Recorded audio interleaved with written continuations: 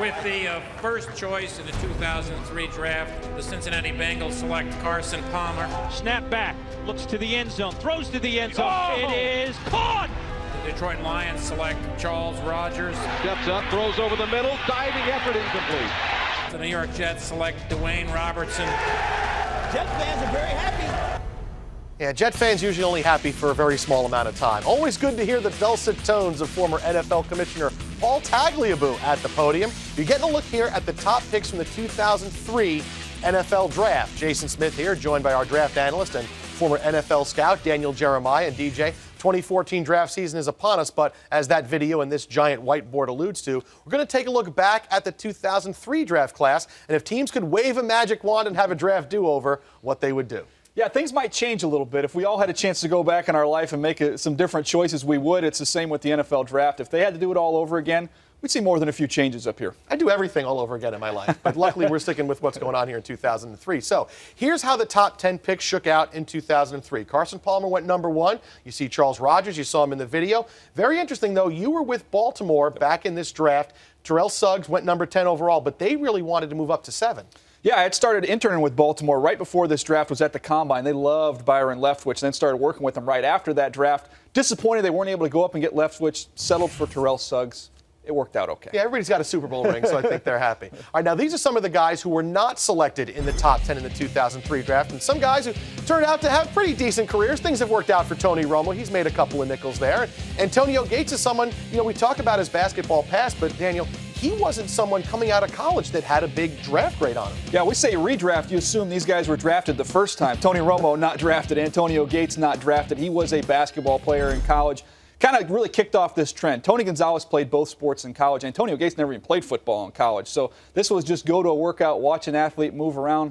Chargers decided to take a chance and sign him, and worked out quite well. All right, let's see what players may jump into the new top 5 as we take a look at a redraft for the teams that drafted first 5 in 03. So Bengals number 1, they took Carson Palmer, Heisman Trophy winner. If they're doing it over again, who you pick for him? Well, it's a very talented group when you look at all the players we had on that board, but I think they stay right where they were. I think you go with Carson Palmer if you had to do it all over again.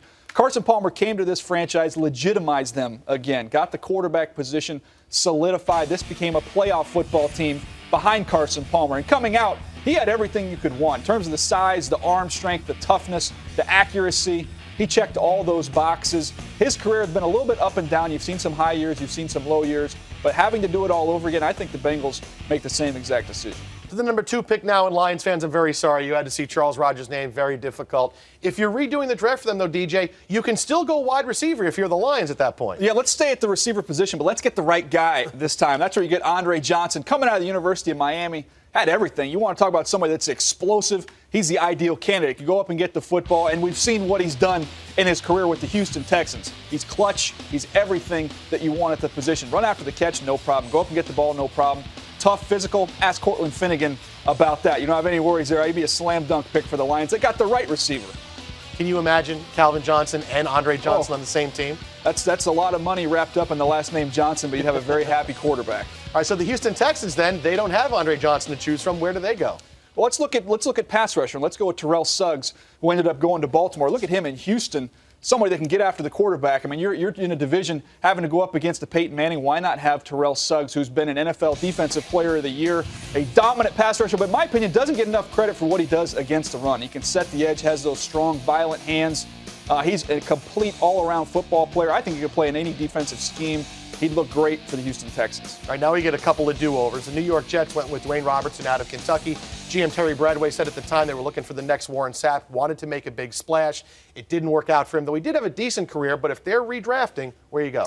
Well, I'll stay on the defensive side of the ball, and I'll stay up front. I'm going to go with an undersized pass rusher who's had a pretty decent career. Robert Mathis ended up going to the Colts. What if he went to the Jets? Take all that pass rush prowess to that organization. I think they'd be very happy. I remember Dwayne Robertson coming out. We call him the junkyard dog. He was supposed to be this can't-miss player. Everybody was high on him, so I give him some forgiveness for missing on that pick. But let's get it right this time. Let's get Mathis, a premier pass rusher for a very long time in this league. Now, Dallas Cowboys, when they picked Terrence Newman at number 5, there was concern around the draft. He had a dead nerve in his shoulder. He's turned out to have a nice career, but if you're the Dallas Cowboys and you can get a guy, you go quarterback. Yeah, you go quarterback. And this kind of reminds me of the New England Patriots. Give him credit for getting Tom Brady, but you got to say, hey, if you knew him as well as you think you did, you would take him in the first round. So this is the same situation. Let's go Tony Romo. Let's not wait for him to be a free agent. Let's just take him with the 5th pick, lock him up. He's been a little bit of lightning rod for Cowboy fans, but you can't argue with the career results he's produced after sitting for a couple years.